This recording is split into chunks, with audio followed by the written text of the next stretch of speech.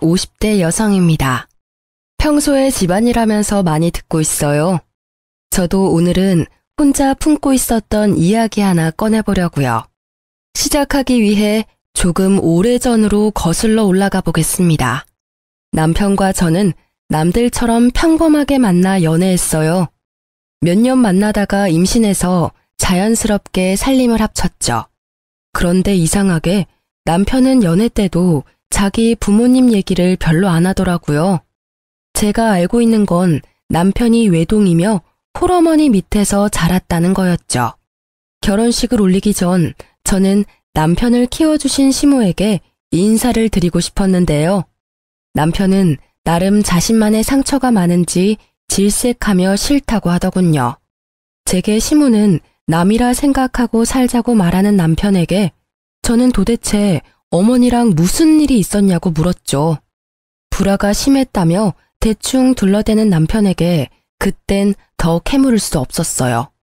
그래도 당신 어머니께서 혼자 열심히 키워주셨는데 결혼식에는 모시는 게 어때? 그러다 당신 나중에 늙어서 후회할 수도 있어. 만약 어머님이 자기한테 상처 주신 게 있다면 결혼을 계기로 풀 수도 있는 거잖아. 어떻게 생각해? 난 당신 뜻 존중하지만 내가 아무것도 모르는 상태에서 결혼식에 모시지 않는 건 마음에 자꾸 걸려. 나도 모르겠다. 정 그러면 당신이 마음대로 해. 대신 그건 알아둬. 내가 먼저 엄마한테 연락하거나 살갑게 굴 마음 없어. 당신이 괜히 연락했다가 고약한 시모한테 발목 잡혀도 난 몰라. 알겠어. 걱정하지 마. 내가 알아서 해볼게. 저는 남편의 경고에 조금 떨리는 마음으로 시모에게 연락했습니다. 그렇게 한 번도 본 적 없는 어머님은 흔쾌히 제 동네로 오신다고 하셨죠. 카페에는 남편이 말했던 고약한 시모는 온데간데 없고 인자하신 분이 커피를 마시고 계셨어요. 안녕하세요. 전화드렸었던... 어머나 세상에. 참한 목소리만큼이나 얼굴도 예쁘네요. 이렇게 먼저 연락해줘서 고마워요. 어머님은 그대로 자리에서 일어나 저를 꽉 안아주셨어요.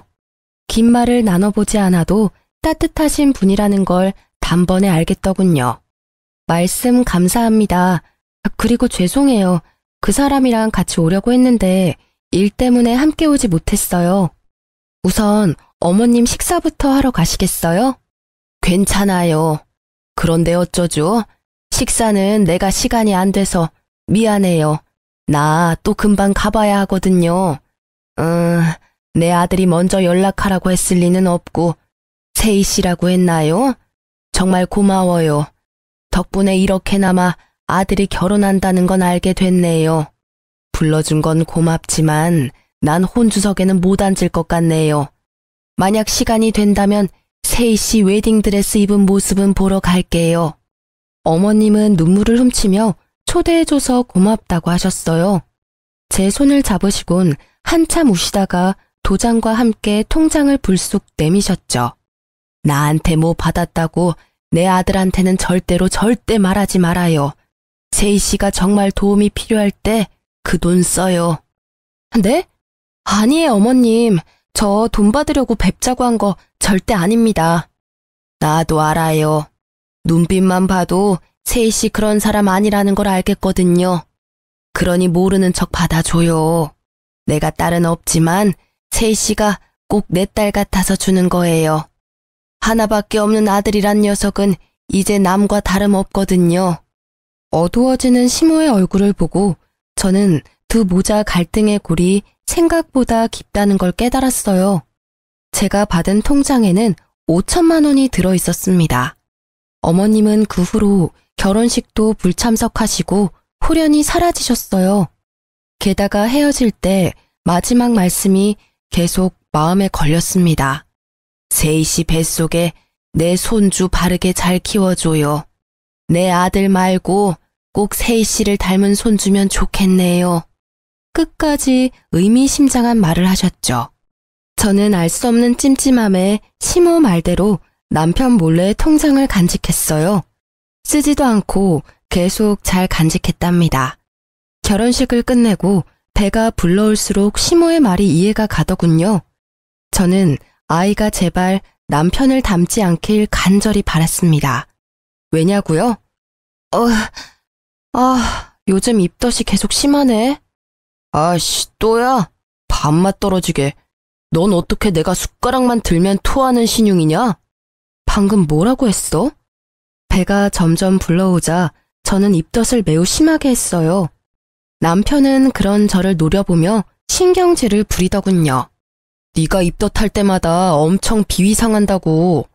아니 그럴 기미가 보이면 화장실 가는 신용이라도 하던가. 뻔뻔하게 왜 사람 밥 먹을 때마다 덩달아 구역질나게 하는 거야? 제발 나 밥 좀 편하게 먹자. 지금 내가 잘못 들은 거 아니지? 당신 그게 임신한 부인한테 할 소리야? 잘못 들은 거 아니야. 안 되겠다. 너 앞으로 밥 따로 먹어. 나 밥 다 먹고 난 뒤에 먹던가. 요즘 내 얼굴 수척한 거 안 보이냐? 밤에는 남편 잠도 못 자게 쉼없이 뒤척거리고 매번 밥 먹을 때마다 헛구역질이나 하고 너 때문에 무진장 스트레스 받는다고. 네가 임신했다고 이렇게 진상 부릴 줄 알았으면 애도 안 가졌어. 너 말 다 했어? 네가 나만큼 스트레스 받고 나만큼 힘들어? 난 임신한 후로 온몸이 쑤시고 내 몸이 내 몸 같지 않다고. 내 입덧 때문에 당신 밥맛 없으니까 밥을 따로 먹으라고? 서럽다 정말. 어떻게 그딴 식으로 말할 수가 있어? 삼계탕도 밖에서 사 먹으라니까 돈 아깝다고 집에서 해달라며. 닭냄새 겨우 참고 요리한 사람한테 뭐가 어째? 뱃속에 아이 들을까봐 겁나니까 말 좀 가려서 해. 여자라면 다 하는 임신이 대수냐? 애 가진 게 뭐 그렇게 벼슬이라고. 그땐 임신 후 몸의 변화도 힘들었지만 결혼하고 변한 남편의 행동들이 저를 더 아프게 했네요. 입덧이 정말 심할 때는 과일만 먹을 수 있었는데요. 남편은 제가 과일 사다 놓은 거 보고도 짜증을 내더라고요. 난 과일 좋아하지도 않는데 뭘 이렇게 많이 샀어. 그나마 과일이 입덧 없어서. 네가 먹고 싶으면서 샀으면서 참 핑계도 가지가지다. 아니 내 입으로 들어가는 건 없는데 이게 다 얼마치야? 에이씨 돈 아까워 죽겠네. 생활비 좀 아껴 써. 밖에서 돈 버는 남편 호구로 보지 말고. 입덧한다고 하도 뭐라 하길래 과일 먹으면 좀 나아서 사놓은 거야. 아님 내가 굶을까? 굶기를 바라고 계속 그렇게 시비 거는 거지? 오버하지 마. 누가 굶으래? 가만 보면 너 나만 되게 나쁜 사람 만든다. 내가 언제 너한테 밥 먹지 말고 과일 먹으랬어? 난 단지 역겨우니까 따로 먹으라 했을 뿐이야. 역겨워? 야, 내가 바깥에서 임신하고 왔니? 내 뱃속 아이 너랑 나의 아이야. 임신해서 고생하는 부인한테 뭐가 어째? 내가 마음에 안 들면 내 돈도 쓰지 마. 앞으로 생활비 일절 없어. 남편은 싸움 이후로 생활비도 입금하지 않더군요. 저는 육아휴직 중이라 모아둔 돈으로 생활했어요. 남편은 혼자 저녁을 먹고 들어오더라고요. 제가 고기를 별로 좋아하는 편도 아닌데요. 한날은 소갈비가 그렇게 먹고 싶더라고요. 저는 마트에서 양념된 불고기를 사며 애써 먹고 싶은 걸 참기도 했어요. 참 서러웠죠. 그때 마침 시모가 줬던 통장이 떠올라서 꺼냈는데요. 자세히 보니 통장에 전화번호가 적혀 있더라고요. 시모의 전화번호 같아서 저는 홀린 듯 전화했어요. 여보세요? 네, 땡땡땡 변호사 사무실입니다. 변호사요? 네, 누구시죠? 자초지종 시모와 통장 얘기를 했더니 변호사는 제 이름을 알고 있었어요. 자기 번호를 저장하고 도움이 필요하면 꼭 연락하라더군요. 저는 정말 남편과 이혼이라도 해야 하나 생각했습니다. 시모가 왜 제게 변호사 번호를 남겼는지도 의문이었어요. 남편과의 불화를 친정 부모님께 차마 말 못해서 시모에게라도 이야기해 보려고 했는데요. 시모께서 자신의 연락처는 안 남겼더라고요. 그러다 마침 친정 부모님이 저희 집에 오셨어요. 아니 너는 임신한 애가 왜 이렇게 말랐니? 엄마, 아빠. 저는 서러움에 흐느끼며 그동안 있었던 일을 부모님께 털어놓았습니다. 괘씸한 놈, 내 딸 고생 안 시킨다더니 너 당장 이혼해라. 네가 뭐가 아쉬워서 그딴 놈이랑 살아? 당장 이혼하라는 아빠를 겨우 진정시키고 엄마는 제게 물었어요. 엄마 아빠는 네가 이혼해도 괜찮아. 아이 키우는 것도 엄마 아빠가 도와줄게. 그런데 네 생각은 어때? 김서방이랑 계속 살고 싶어? 아, 괘씸해서 이혼하고 싶다가도 아이한테서 아빠를 뺏고 싶지는 않아. 엄마는 제 생각이 그렇다면 도와주신다 했어요. 남편에게 참교육을 시켜주신다 하셨죠. 곧바로 부모님은 짐을 챙겨오셔서 제 옆에 붙어 계셨어요. 친정 부모님께서 집에 눌러 앉으셨어도 남편이 뭐라 할 수도 없었던 게 친정 부모님이 신혼집을 해주셨거든요. 그렇게 매일 엄마 아빠는 제가 먹고 싶은 음식 해주시는 것에만 집중하셨어요. 오늘은 뭐가 먹고 싶은지, 요즘 제철 음식은 무엇인지 그런 재미로 사셨죠. 맛있는 음식을 하면 남편 몫은 절대 안 남기고 셋이 먹었습니다. 남편도 자기가 한 짓이 있으니 뭐라 말도 못하고 친정엄마 곁을 맴돌더라고요. 장모님, 오늘은 아구찜 냄새가 나네요? 아구찜 하셨어요? 볼찜 맛집이 있다길래 멀리 가서 사왔어. 우와, 대구 볼찜이요? 제가 엄청 좋아하는 거 어떻게 하시고? 응? 어쩌나? 뱃속의 손주가 얼마나 먹성이 좋은지 자네 몫은 따로 없어. 그래요? 근데 자네 들어오자마자 갈비 냄새가 진동을 하네. 오늘 갈비 먹었어? 네, 저 오늘 회식했거든요. 자넨 세이가 갈비를 얼마나 좋아하는데 포장도 안 해왔나? 그게 한다는 게 부장님이 하도 진상을 부리셔서 깜빡했지 뭐예요? 아직 젊은데 배가 왜 이렇게 나온 거야? 관리를 좀 해야겠다. 어째 임산부인 내 딸보다 배가 나온 것 같다? 그러게 말이에요. 아니 임신은 김서방이 했어? 남들이 보면 욕해. 우리 세이는 임신한 티도 안 나게 말랐는데 말이야. 제가 요즘 야근이 많아서 야식을 좀 먹었더니 배가 좀 나왔네요. 그리고 김서방, 아무리 회사 일 바쁘다지만 주말에는 집안일 거들어야지. 애 태어나고 나면 일이 더 많을 텐데 어떻게 그렇게 무심해? 지금부터 미리미리 나한테 살림 배워. 친정엄마께서는 남편이 쉬는 날이면 설거지는 물론이고 빨래, 청소까지 남편을 쉬지 못하게 부려먹었어요. 물론 그러면서도 절대 겸상은 안 했죠. 밥은 김서방이 알아서 해먹어. 다 늙은 우리는 세이 챙기기도 힘들어. 네? 알겠습니다. 엄마 아빠께서는 매일 눈에 쌍심지를 켜고 남편의 행동을 지켜보셨죠. 그리고 주말이면 저를 데리고 나가서 보양식을 먹이셨어요. 부모님의 노력 덕에 저는 진짜 임산부처럼 오동통하게 살이 올랐죠. 제 아들이 참 효자인 게 입덧도 시간이 지나니 싹 사라졌거든요. 그렇게 시간이 흘러 남편의 생일날이 됐어요. 남편은 혼자 술에 취해 들어와서 꼬장을 제대로 부리더군요. 장인어른, 장모님, 정말 너무하십니다. 저도 이제 한가족이라고요. 어떻게 맛있는 거 먹을 때만 항상 저를 배척하세요?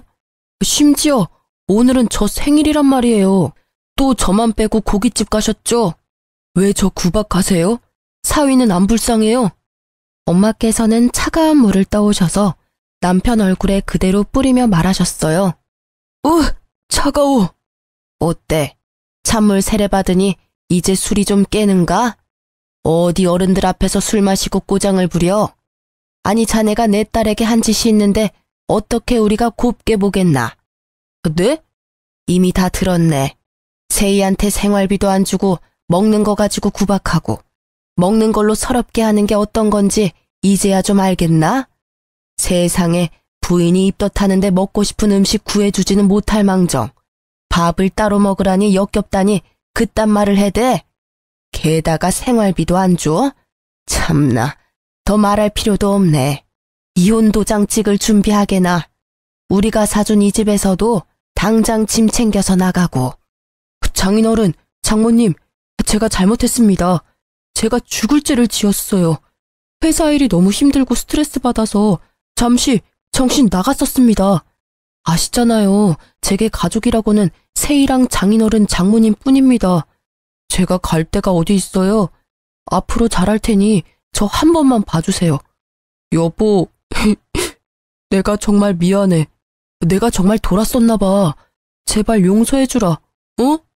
남편은 울면서 친정 부모님과 저에게 빌었어요. 무릎 꿇고 싹싹 비는데 저도 눈물이 터지더군요. 왜 내게 그렇게 못나게 굴었을까 생각하다가도 짠하기도 하더군요. 친정 부모님께서는 이번이 처음이자 마지막 기회라고 말씀하셨어요. 한 번만 더 딸 눈에 눈물 나는 일 생기면 얄짤 없다고요. 그러자 남편은 행동이 180도 바뀌더군요. 제가 입덧하면 쪼르르 달려와서 괜찮냐고 하고요. 자기 입으로 들어가는 것보다 제 입으로 들어가는 걸 우선시하더군요. 그동안 주지 않았던 생활비도 한꺼번에 입금받았고 그 뒤로는 매달 생활비 꼬박꼬박 잘 입금하더라고요. 이혼 위기는 그때 딱 한 번이었습니다. 사람들은 바보같이 왜 봐주냐고 할지 몰라도요. 이후로 뭐 큰일 없이 남편과 불화 없이 꽤 잘 살아왔다고 자부해요. 그런데 남편은 또 나이가 들자 더 큰 상처를 제게 돌려주더군요.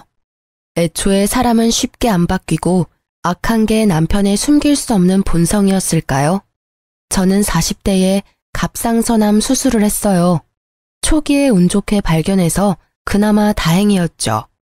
그날은 처음으로 정기검진을 하러 가는 날이었는데요. 시간이 지나도 그날이 잊혀지지 않네요. 당신 내일 검진 혼자 가. 같이 가주는 거 아니었어? 그럼 연차는 왜 쓴 거야? 내가 나이 들어서 병든 마누라 뒷바라지까지 해야 해? 착각하지 마. 약속 있어서 연차 쓴 거니까. 뭐? 병들었다니 어떻게 그딴 식으로 말해? 그래도 첫 정기검진인데 연차까지 썼다니까 난 당연히 같이 가주는 줄 알았지. 친정 부모님이 일찍 돌아가시고 제 보호자는 이제 남편이었거든요. 남편이 제게 남처럼 구니까 참 속상했어요. 그러고는 정말 저와 남이 되려고 하더군요. 이혼해. 뭐? 조금 다퉜다고 이혼 이야기를 꺼내는 남편을 보고 저는 허탈한 얼굴로 되물었죠. 아니, 이혼이라니. 갑자기 무슨 뚱딴지 같은 소리야? 이제 재영이도 다 컸고 나 너네 뒷바라지 할 만큼 다 했잖아. 남은 인생은 좀 편하게 쉬고 싶어. 나도 온전한 내 인생 살고 싶다. 황혼 이혼 다들 하잖아. 이혼하자. 여보, 왜 그래? 우리가 그렇게 나이 많이 먹은 것도 아니고 이제야 40 중반 바라보잖아. 근데 황혼 이혼이라니. 더군다나 재영이 아직 대학교 졸업도 안 했고 결혼도 안 했어. 당신 이혼 소리 나올 만큼 내가 힘들게 했던 거야? 아님 정말 내가 아팠던 것 때문에 나 버리려는 거야? 그것도 아니라면 혹시 나 몰래 바람이라도 났니? 바람 같은 소리 하네. 근데 솔직히 바람 피고 싶었어. 당신 매력 없어진 지 오래거든. 나도 남자야. 퇴근하고 집에 오면 웬 낯선 아줌마가 나를 반기는데 좋겠어? 너 아직 40대면서 자기 관리를 그렇게 못하면 어떡해? 5년 뒤, 10년 뒤에는 너 어떤 모습이겠니? 정말 기대도 안 된다.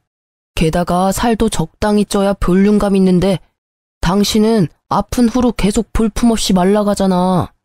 나이가 들어도 자기 관리 잘하는 여자들이 얼마나 많은데 네가 병들었어도 예쁜 구석이 있으면 내가 이혼하자 하겠어? 지금 말 다 했어?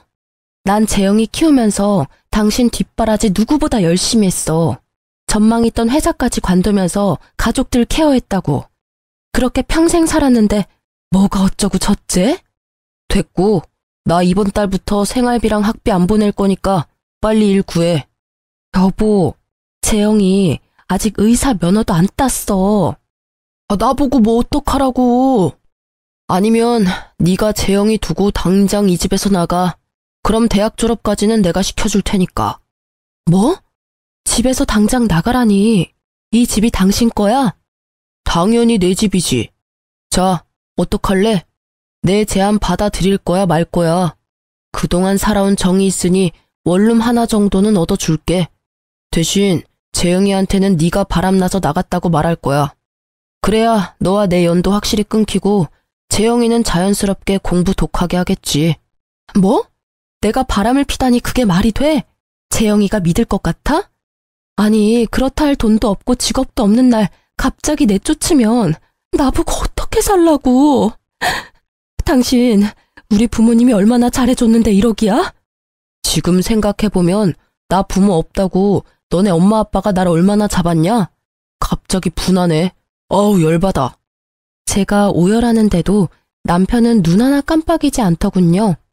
집에서 나가라고 남편이 대쪽같이 굴자 저는 망연자실했습니다. 우선 간단한 짐이라도 챙겨서 나가려고 하는데 갑자기 나타난 아들이 저를 붙잡았죠. 알고 보니 남편과의 개싸움을 처음부터 지켜봤더라고요. 엄마, 나가지 마요. 아빠가 엄마한테 어떻게 이러실 수 있어요? 재영아. 너 언제 왔냐? 설마 다 들었어? 아, 내가 얼마나 너 서포트했냐. 그쯤 하면 됐지. 난 네 나이 때 아무런 도움 없이 여기까지 왔어. 다 들었으니 일주일 안으로 둘 다 내 집에서 나가. 앞으로 남은 공부는 네 엄마한테 시켜달라 하고. 아버지, 설마 저 공부하는데 돈 많이 들어서 그러세요? 제가 아르바이트라도 해서 제 학비 벌게요. 저는 괜찮으니까 엄마랑 이혼은 하지 말아주세요. 부탁이에요. 불쌍한 제 아들은 무릎을 꿇고 남편에게 애원하더군요. 자기는 알아서 할 테니 엄마는 버리지 말라고요. 남편은 그 모습마저 냉정하게 외면하더군요. 야, 너도 참 이기적이다. 힘들게 일하면서 너 여기까지 공부시킨 건 나야. 어떻게 넌 네 엄마만 생각해? 나중에 너도 내 나이 되면 알 거다. 보잘것없는 마누라 먹여 살리느라 세월 다 보내서 내가 얼마나 지금 허무한지. 어떻게 엄마한테 그런 식으로 말씀하세요? 엄마는 뭐 아무것도 안 하시고 집에서 노셨어요? 아니잖아요. 남편에게 달려드는 아들을 말리며 저는 말했습니다. 그만. 아들, 괜찮아 엄마는.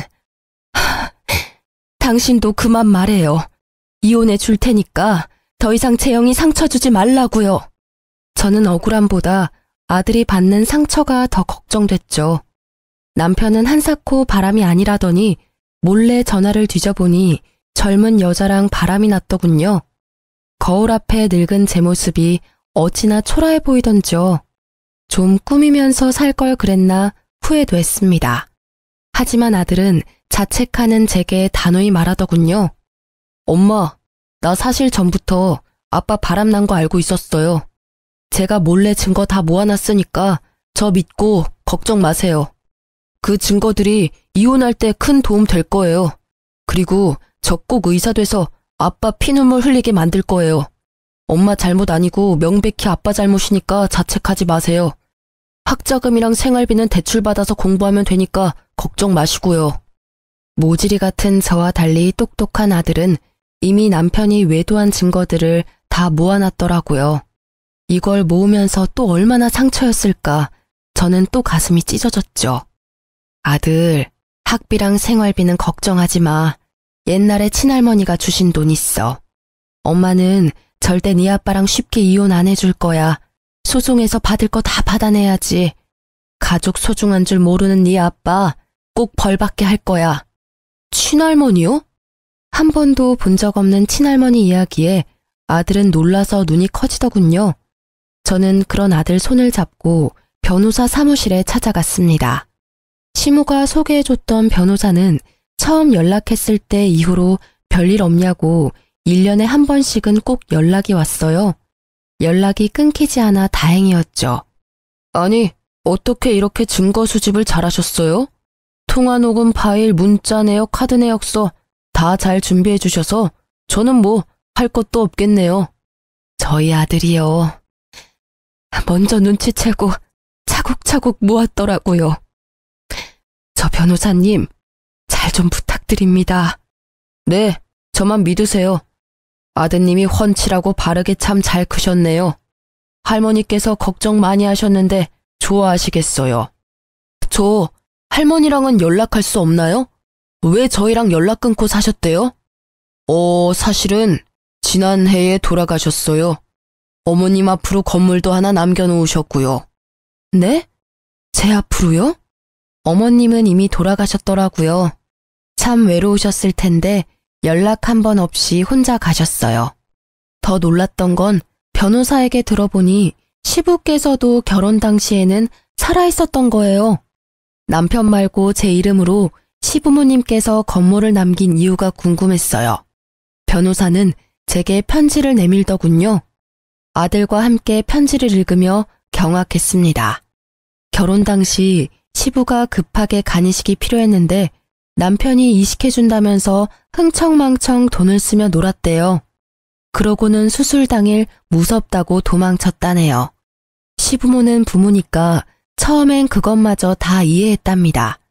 하지만 병든 부모는 필요 없다고 결혼식에도 못 오게 했다더라고요.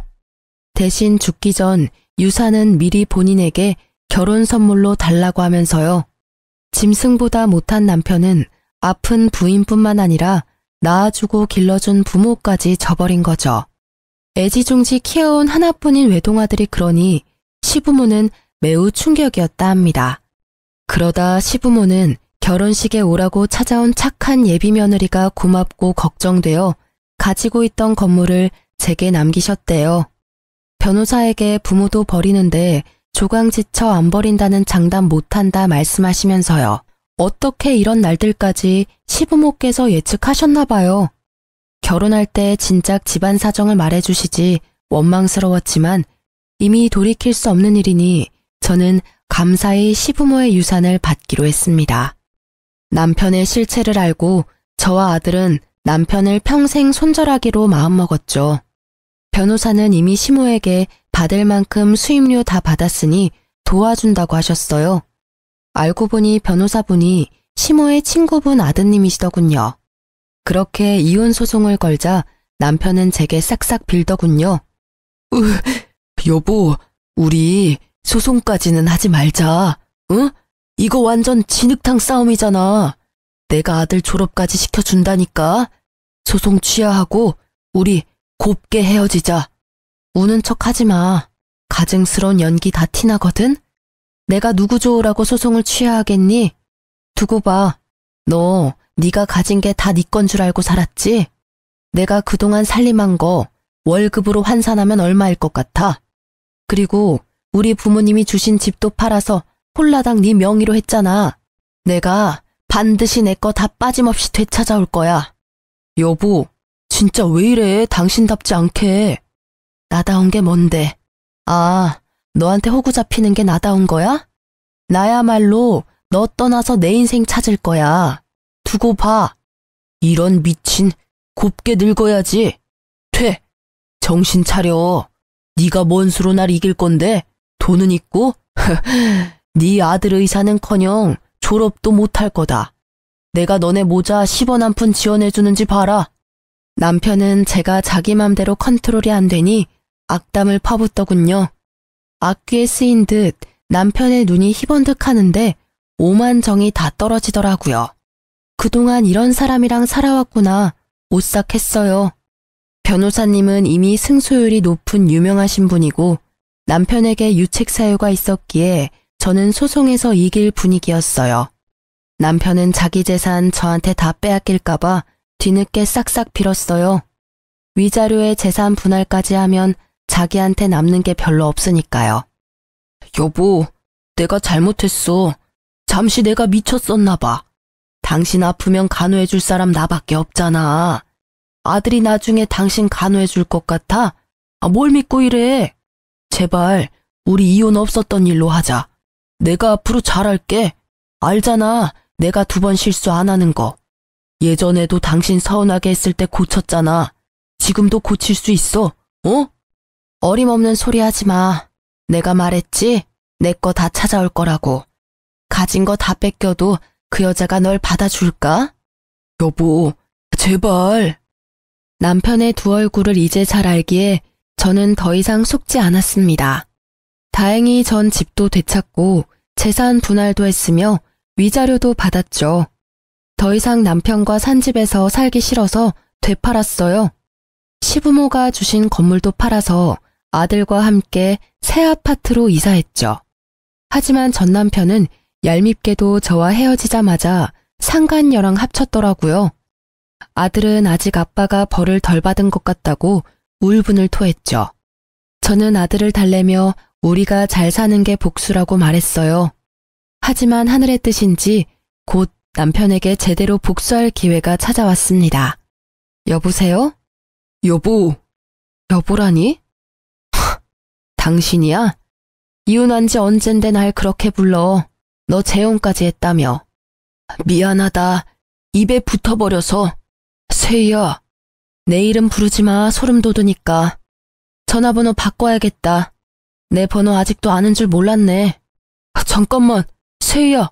내 말 좀 들어줘. 나 재영이 좀 만날 수 있을까? 뭐? 네가 뭔데 내 아들을 만나? 내 아들이기도 하잖아. 웃기네. 조강지처랑 아들 버리고 간 게 누군데? 내가 다 잘못했어. 그런데 나 얼마 못 살아. 재영이 내 하나뿐인 아들 얼굴은 보고 가야지 않겠어? 뭐? 또 무슨 개수작이야. 죽는다고? 들어본 적 없는 전 남편의 떨리는 목소리에 저는 뭔가 직감했어요. 나 가남이야. 죽기 전 소원이야. 제발 재영이 한 번만 만나게 해줘. 내 연락은 죽어도 안 받더라. 보고 싶어서 학교 찾아갔는데 만나주지 않아서 얼굴도 못 봤어. 당신이 가남이라고? 그동안 지은 죄에 벌 받는 거야. 그리고 어디라고 학교를 네가 찾아가. 소리 소문 없이 죽지 그랬어. 다신 멋대로 재영이 찾아갈 생각하지 마. 안 찾아갈 테니까 재영이한테 한 번만 내 얘기해줘. 부탁이야. 저는 고민됐어요. 찢어 죽이고 싶은 전 남편이지만 막상 죽음이라는 단어 앞에 판단이 잘 서지 않더군요. 너 무슨 속셈인지는 모르겠지만 혹여나 내 아들한테 상처 줄 생각하지 마. 그랬다가는 내가 가만 안 둬. 재영이 위해서 말은 해보겠지만 다 재영이 뜻대로 할 거니까 기대하지 마. 고마워. 정말 고마워, 세희야.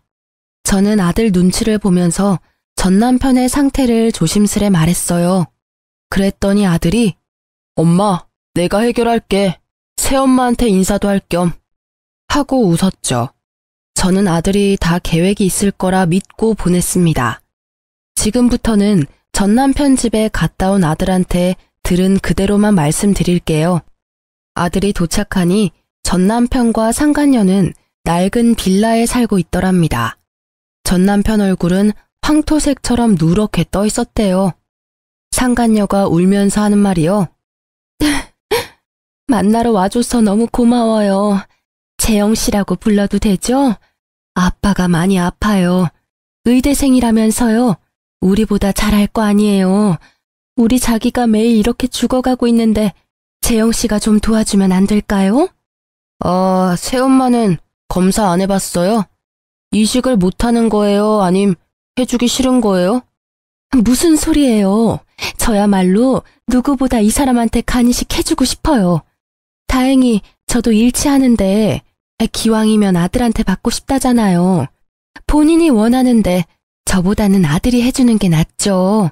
게다가 저보다 건강하시고 또 같은 핏줄이잖아요. 정말 이대로 아버지 외면할 거예요? 나랑 엄마 버리고 가더니 벌 제대로 받으셨네요. 이제 와서 젊은 내 간이 탐나요, 아버지? 그러자 상간녀를 앞세워 아픈 척하던 남편은 아들의 바짓가랑이를 잡고 오열하더래요. 재영아, 아버지 정말 살고 싶어. 나 새삼 살게. 응? 제발 아빠 좀 살려주라. 하나뿐인 우리 아들.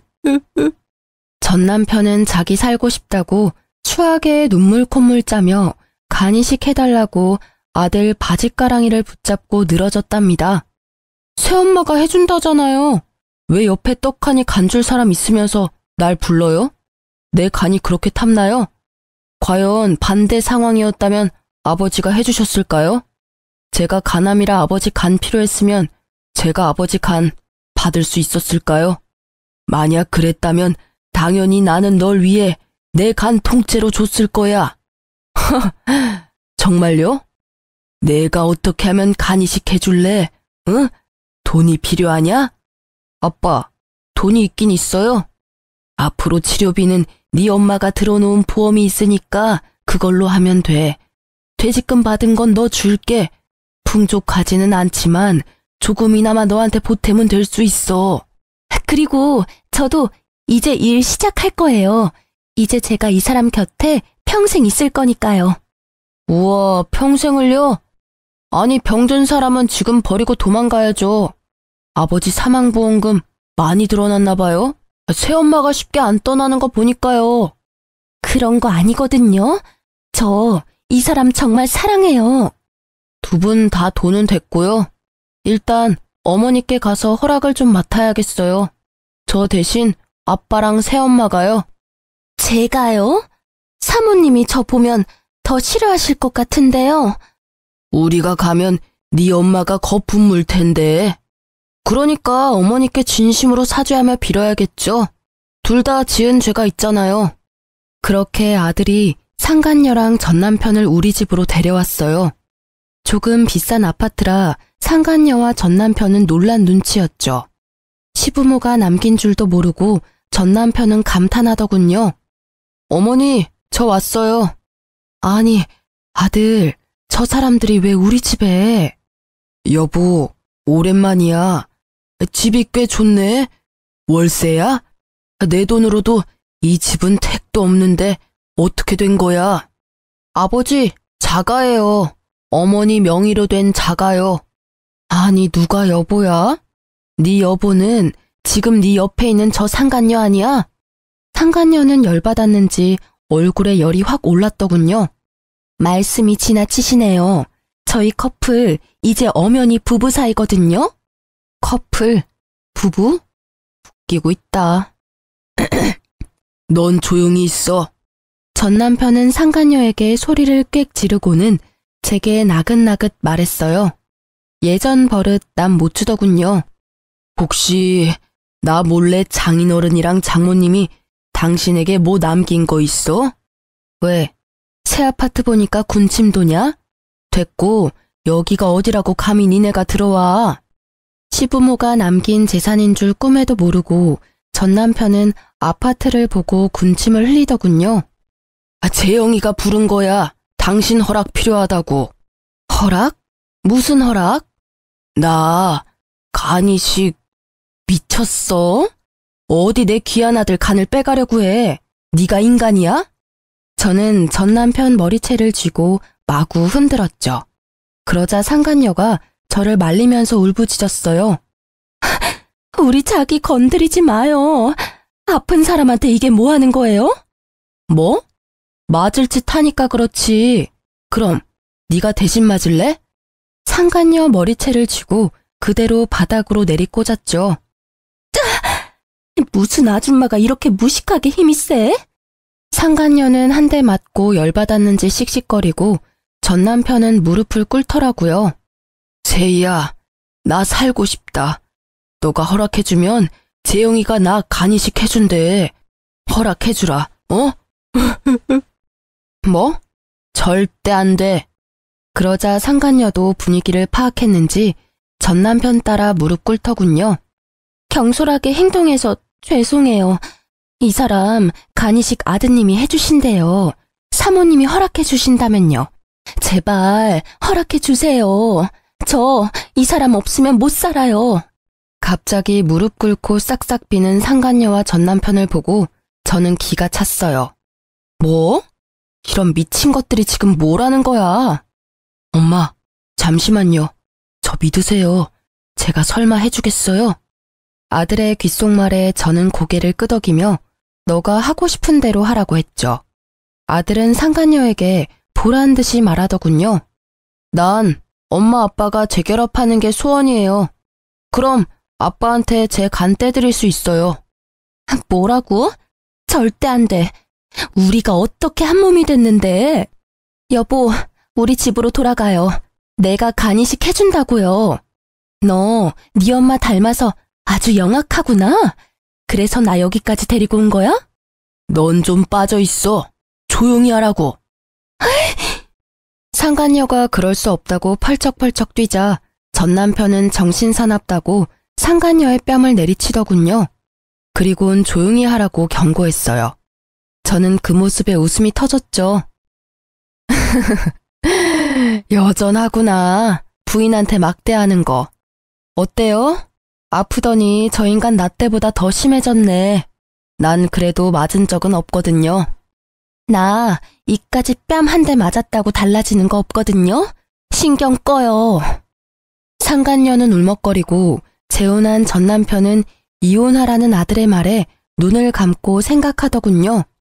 아버지, 어떡하실 거예요? 새엄마랑 계속 살 거예요? 저희한테 돌아오실 거예요? 상간녀는 자신감에 차서 콧방귀를 끼더라고요. 우리 오빠가 다시 돌아갈 것 같아요? 우린 정말 진심으로 서로 사랑하고 있다고요. 더 이상 갈라놓으려고 하지 말고 간이식 안 해줄 거면 우리 오빠 희망 고문하지 말아요. 우린 흔한 불륜 따위가 아니라고요. 상간녀 혼자 드라마를 찍자 아들은 상간녀와 남편을 내쫓았어요. 이혼하고 다시 오세요. 그럼 아버지 부탁 받아드릴게요.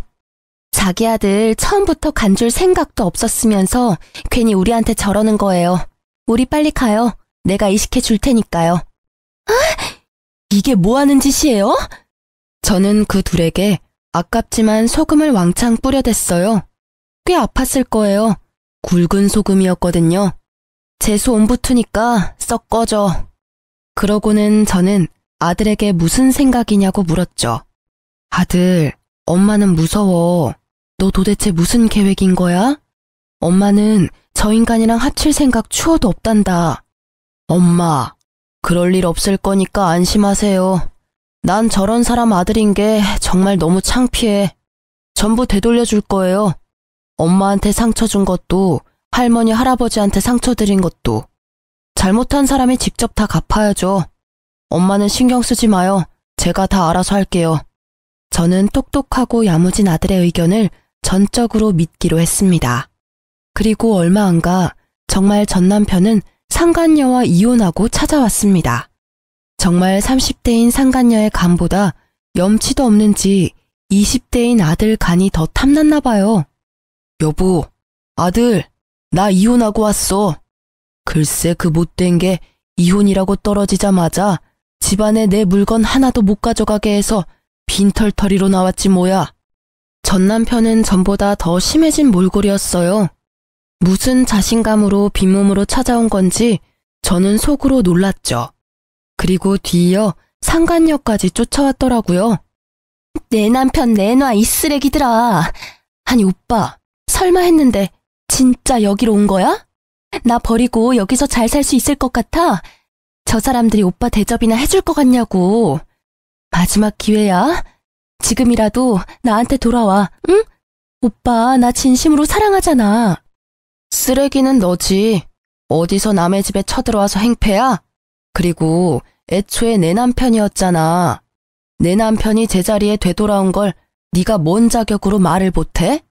제 옷을 붙잡고 늘어지는 상간녀를 보던 아들은 아버지, 보고만 계실 거예요? 전 남편은 저와 아들의 눈치를 보다가 현관까지 쫓아들어온 상간녀에게 침을 뱉더군요. 돼! 너 때문에 내가 되는 일이 하나도 없어. 너만 안 만났으면 여우 같은 것 남의 가정 파탄 내놓고 여기가 어디라고 와? 오빠. 신고하기 전에 당장 꺼져. 오빠, 정말 왜 그래? 상간녀는 아랑곳하지 않고 전 남편의 바지가랑이를 잡고 늘어졌어요. 그러자 전 남편이 현관에 꽂혀있던 화병의 장미꽃을 빼들고 상간녀의 얼굴을 사정없이 후려쳤죠. 꺼져! 꺼지라고 제발! 탱탱한 네 피부, 몸매, 그게 언제까지 갈 것 같아? 한순간이야. 내가 널 사랑해? 웃기지 마. 난 네 몸 때문에 만난 것뿐이라고. 상간녀는 눈물이 범벅되어 보기 좋게 얼굴이 일그러지더라고요. 당신 아들이 정말 이대로 순순히 간이식 해줄 것 같아? 난 진심으로 사랑해서 진짜 당신한테 간이식 해줄 수 있었다고. 날 버린 이 순간 평생 후회할 거야. 아들과 제가 한심하게 쳐다보자 전 남편은 머뭇거리다 상간녀 머리채를 질질 끌고 현관 밖으로 내동댕이 치더군요. 그러고 전 남편은 후련한 얼굴로 다시 집 안으로 들어왔어요. 그 모습을 보는데 통쾌하면서도 전 남편이 악마 같았어요. 어쩌면 이혼을 하지 않았다면 언젠가는 나도 저 손에 맞았을까 싶기도 했고요. 정말 질기지? 내가 어쩌다 저런 거랑 엮어서는 여기가 어디라고 찾아온 건지 원. 당신이야말로 여기가 어디라고 기어들어와? 뭐? 여보 왜 그래? 나 깔끔히 이혼하고 온 거야. 엄마랑 나 재혼은 언제 하면 되겠냐, 재영아. 아무래도 수술하기 전에 하는 게 좋겠지? 아버지, 아니, 이제 아저씨라고 해야 되는 걸 자꾸 깜빡하네. 아저씨, 이제 아저씨도 그만 돌아가 주세요. 뭐라고, 재영아? 아저씨라니. 신고하기 전에 우리 집에서 나가라고요. 너가 오라고 했잖아. 내가 갈 곳이 어딨어? 전 남편이 소리 지르자 아들은 전 남편에게 고시텔 방키를 던졌어요. 거기 적힌 고시텔로 가면 돼요. 아저씨가 지낼 곳은 거기가 딱 적당하잖아요? 저 혼자 면허시험 준비할 때 공부하던 고시원인데 아저씨도 거기서 인생을 좀 되돌아보세요. 지은 죄가 많잖아요. 말이 다르잖아. 이혼하고 왔잖아. 아니 내가 몸이 안 좋은데 어떻게 고시원에서 지내? 역정을 내는 전 남편에게 아들은 희미하게 웃으며 말했죠. 간이식은 이제 필요 없으신가 봐요? 거기 가 계시라고요. 전 남편은 눈에 핏발이 섰는데 아무 말도 못하고 고시원으로 떠났어요. 아들은 고시원도 한 달치 월세만 냈어요. 월세 문제로 전화 온 전 남편에게 아들은 직접 일해서 내라고 말했죠. 막노동하세요. 하루 하면 10만 원은 거뜬하잖아요. 그리고 저 바쁘니까 전화하지 말아줄래요? 내가 몸이 이렇게 안 좋은데 어떻게 일을 하니? 진짜 짜증나게 하네. 정 그러면 아저씨보다 힘들게 사는 사람들한테 봉사라도 하세요. 봉사활동하면 당분간 월세는 내줄 테니까요. 이후로는 아들한테 들었는데 전 남편은 매일같이 요양병원에 봉사활동을 갔더라고요. 아픈 걸 숨기느라 비비크림까지 발라가면서요. 그리고 점점 불안한지 제게도 애원하더군요. 재영이 말이야, 나 간이식은 언제쯤 해주려나? 글쎄, 당신하기 나름이지. 요새 재영이 바빠. 그렇게 저와 아들이 간이식에 대해서 확답을 주지 않자 전 남편은 얼마 안가 집으로 찾아왔어요. 지금 날 놀리는 거야? 아니 도대체 언제 간이식 해준다는 거야? 와, 제가 아저씨 놀리는 거 진짜 이제 알았어요? 뭐? 너 이 새끼. 이혼도 한 번 해본 놈이 잘한다고 아주 두 번째 이혼은 뭐 고민도 없이 해버리셨네요? 어떡해요.